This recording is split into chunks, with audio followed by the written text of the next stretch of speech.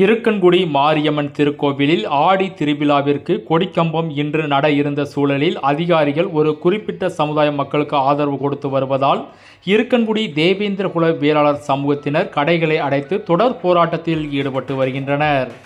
இருக்கன்குடி தேவேந்திரகுல வேளாளர் மக்களின் பாரம்பரிய மரபு வழி உரிமைகளை மறுத்து வரும் விருதுநகர் மாவட்ட ஆட்சியர் மற்றும் வருவாய்த்துறை அதிகாரிகள் மேலும் காவல்துறை அதிகாரிகளை கண்டித்து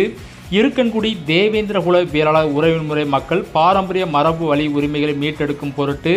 இன்று இருக்கன்குடியில் தேவேந்திரகுல வேளாளர் சமூகத்தினர் கடைகளை அடைத்து தொடர் போராட்டத்தில் ஈடுபட்டனர்.